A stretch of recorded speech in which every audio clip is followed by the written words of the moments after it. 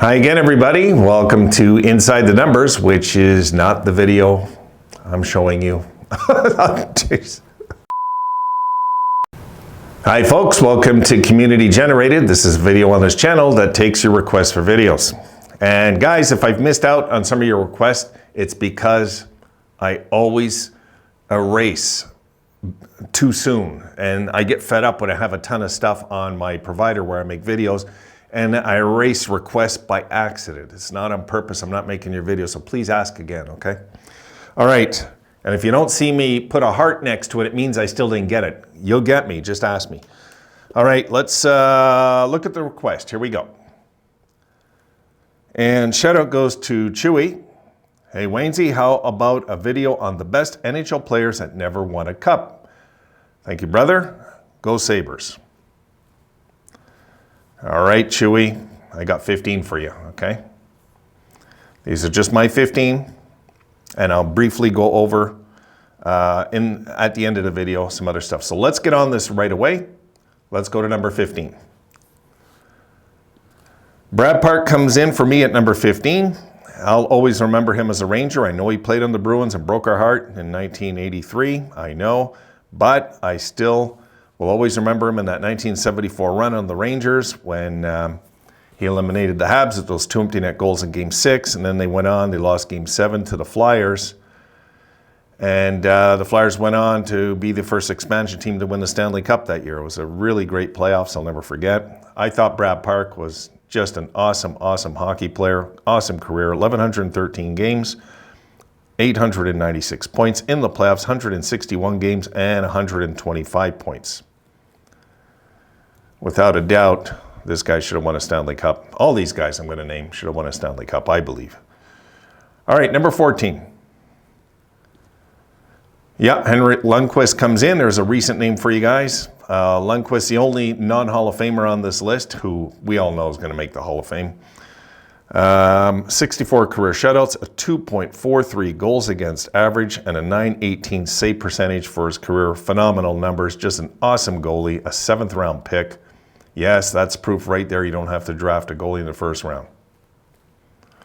Just a phenomenal goalie. Phenomenal goalie. This guy should have won a Stanley Cup. Got to the finals, what was it, 2014, and lost in the Martinez overtime goal in Game 5 in LA, and that was kind of the closest he ever got. The Stanley Cup isn't fair, guys. This is why we're doing this video. All right, number 13.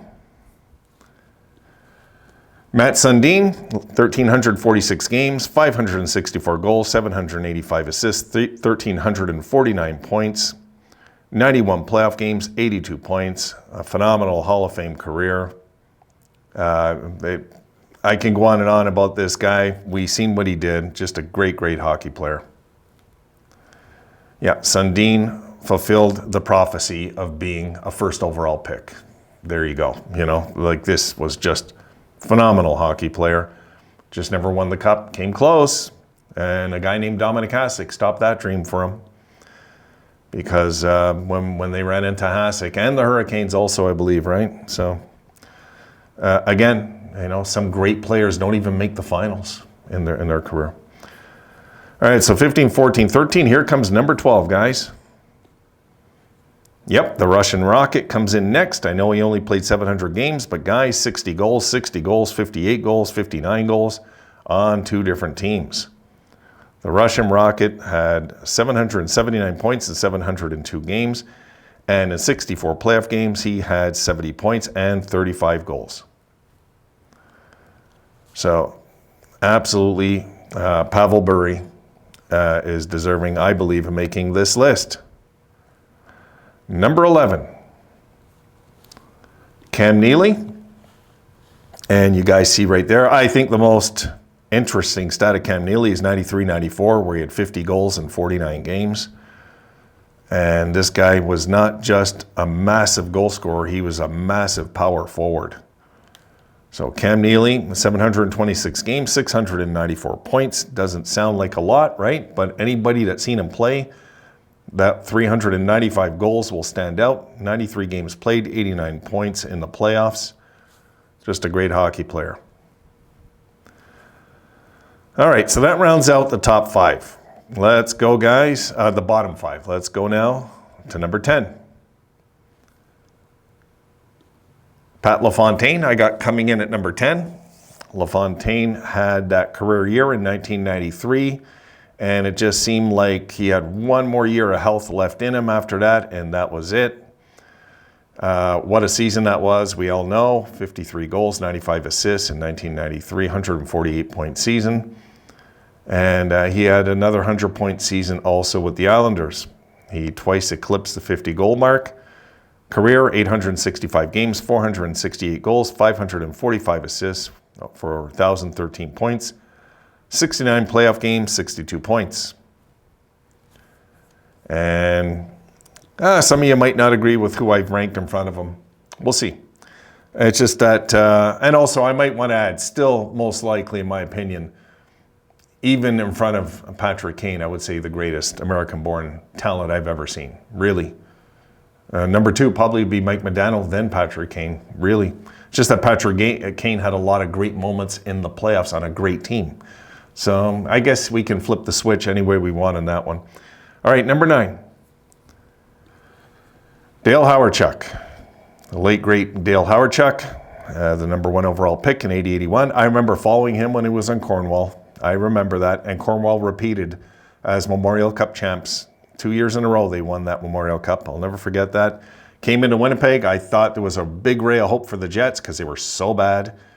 And it wasn't to be. Nothing really panned out in Winnipeg for him. Came over to Buffalo. Didn't have much playoff success there either. His only playoff success, really, guys, if you look way down, his last year, 17 games with the Flyers. They went to the finals. And that really was his only shot, you know, and ironically.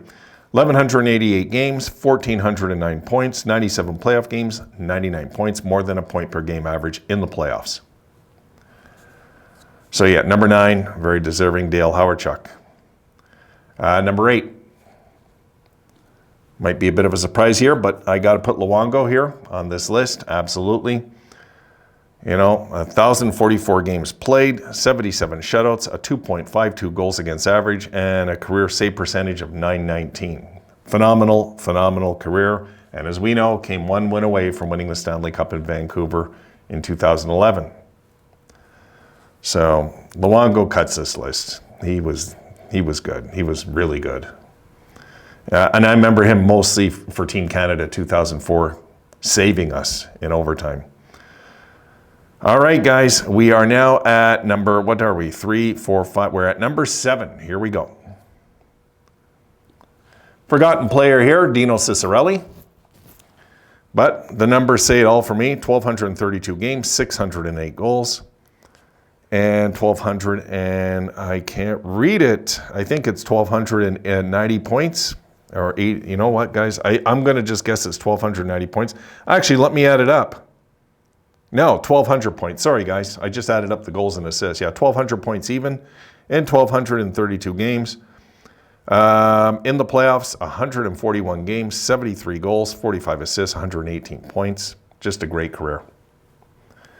I remember when he started on the North Stars as a rookie, the fans took to him so much in mini that they were coming out with little dinosaurs because his name was Dino, and they were coming out with little dinosaurs. Maybe some of you might remember that.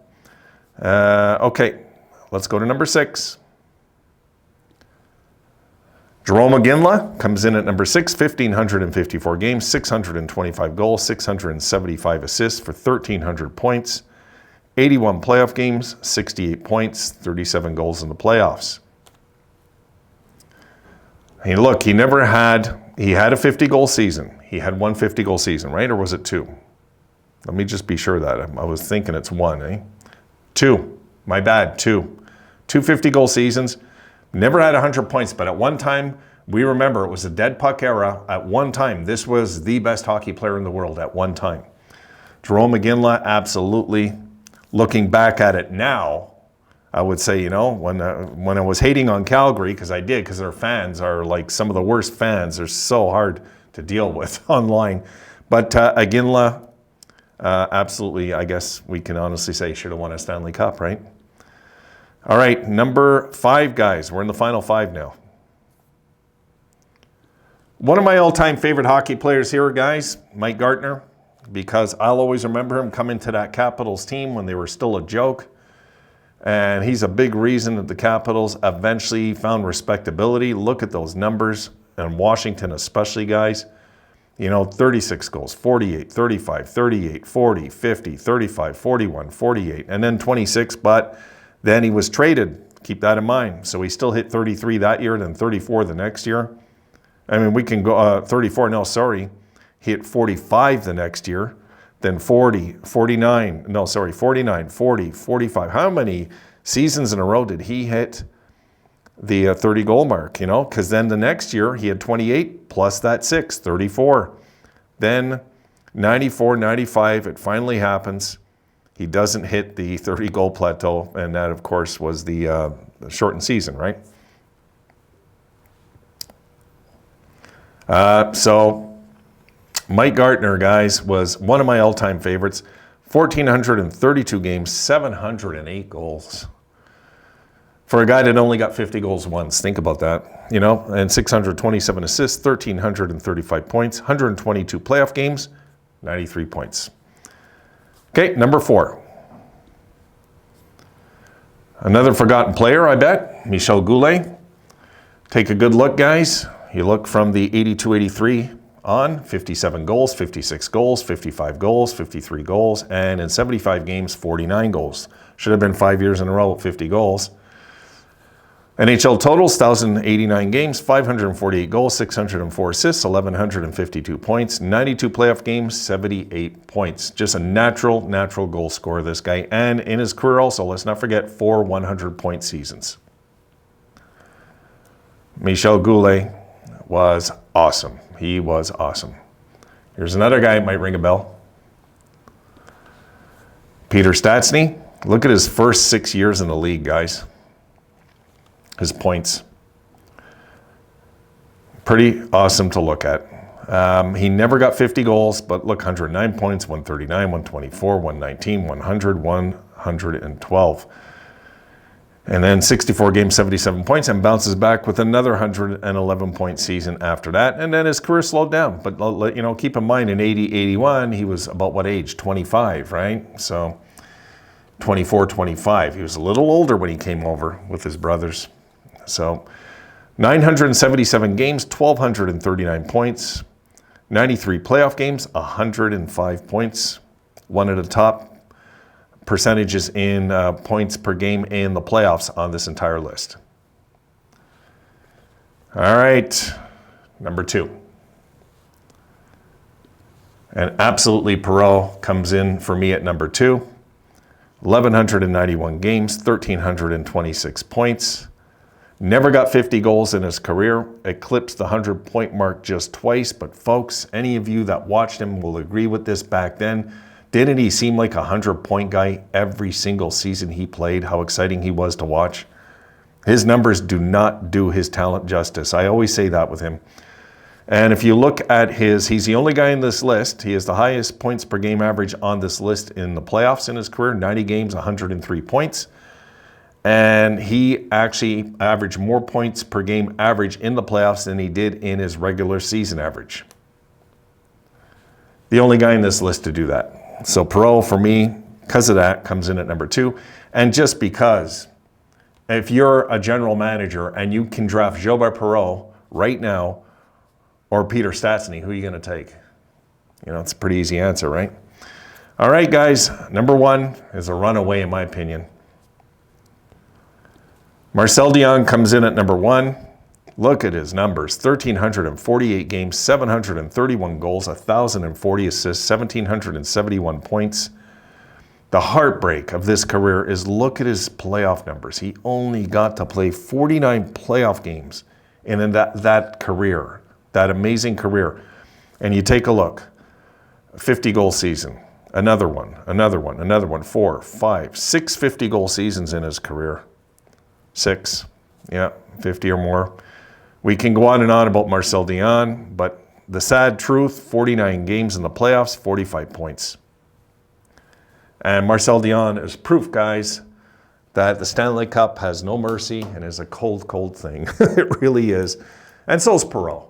So's Perreault. Because we can look at a lot of these guys that I picked off. I want to do some also rants, actually, before I close out this video, because some people are going to say, what about this guy? What about that guy? Yeah, I'm going to mention some names here, okay? I'll go through them briefly, though. But they were the 15 I picked that stood out for me the best. All right, I'm just looking on the top of my head, all right? Hope I get this right, so. All right, he won the cup, he won the cup. He won the cup. Joe Thornton. 1,714 games, 1,539 points, no Stanley Cup. I never liked Joe Thornton. I never believed in Joe Thornton. I never thought he'd win a cup his whole career, but his numbers are awesome. So Joe Thornton didn't get one. He's a number 12 scorer of all time. And as we go down the list, Adam Oates, number 20th scorer of all time. 1,337 games, 1,420 points, 1,079 assists. Howard Chuck, I already had on the list.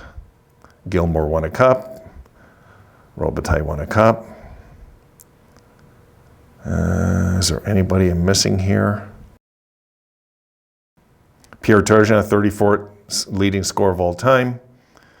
Mike Gartner, I mentioned. Pierre Turgeon didn't make my list. He 1,327 points in 1,294 games. Never won a cup. Iginla, I mentioned. Jean Rattel, a hard-working captain, I remember. 1,280 points in 1,280 games, 1,267 points, 491 goals in his career. Stastny, I mentioned. Phil Housley, I did not mention, right? He wasn't on my list. No, he wasn't. No, Phil Housley should be mentioned. 1,495 games, 1,232 points. That's why I mean it was a tough list to crack, guys. I didn't even put some Sabres on there, you know. Great career. Norm Ullman, I believe, never won a cup, right? 1,410 games, 1,229 points. I'm 99% sure Norm Ullman never won a cup. I'm pretty sure. I'm 99% sure. I'm just going to say he didn't. I'm sure Ullman did not win a cup. I'm pretty sure he did not win that cup in Toronto. I think he was still a Red Wing at the time. Sure of it. Okay. I'm just looking at the top 50 guys, and I'm at 43, so give me a sec. Larry Murphy won a cup. Roenick should be mentioned. Yes. 500. I thought of him too for this list. 1,363 games, 513 goals, 1,216 points. He should be in the Hall of Fame, I think. Bernie Nichols, another one. 1,127 games, 475 goals, 734 assists, 1,209 points. These are just some names, guys. It's not easy to win the Stanley Cup. We know as Sabres fans. So, all right, guys, done. Sorry it was so long. I'll see you in the next one.